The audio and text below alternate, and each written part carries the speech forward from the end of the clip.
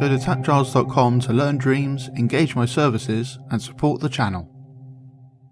You can see the when you're up close, the shadows are quite crisp and everything.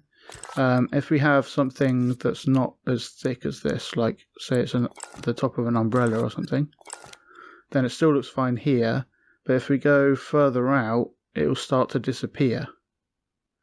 So it kind of starts to fade out like that. And then we possess this camera, because we're so far away, you can't see that shadow at all.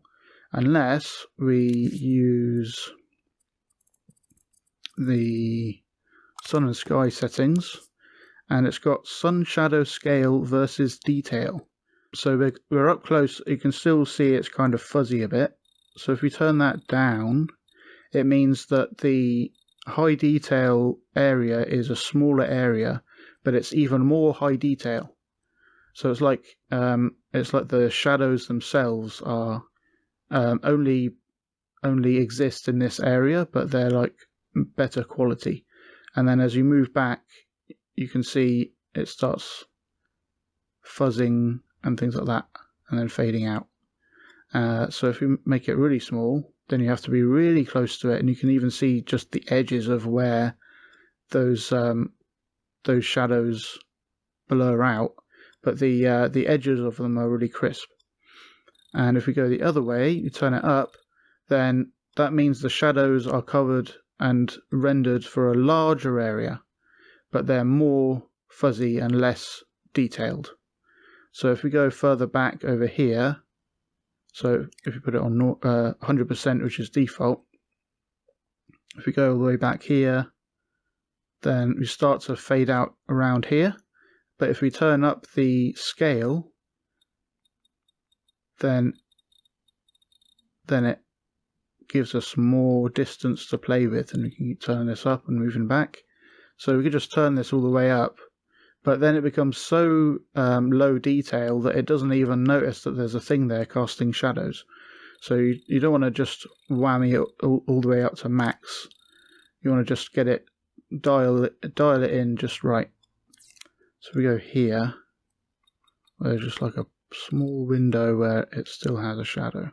This camera right now is just outside that range of having the shadows work. So what I'll do is I'll just move it forward a little bit. Hey, and we've got shadows.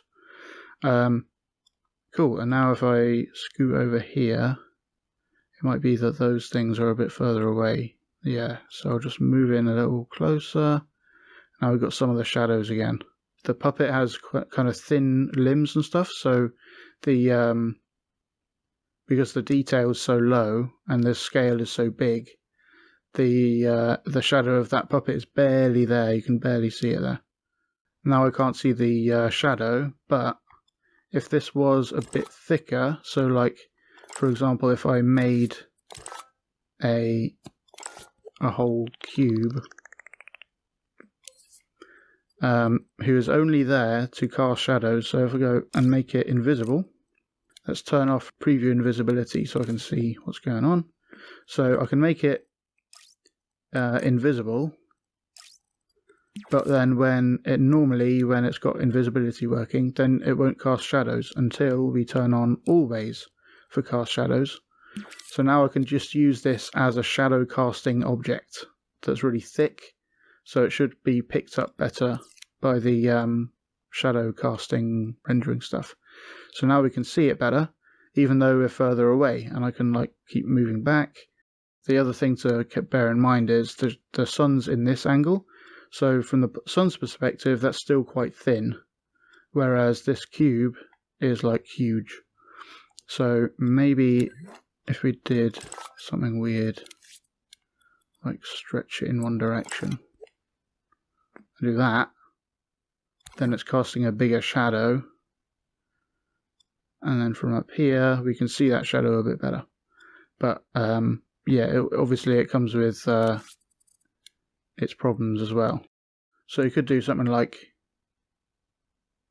stick a load of these along here, and it will have a more defined shadow in there, things like that. Thanks for watching. I hope you learned something interesting. Go to patreon.com/TAPgiles to learn something new every day.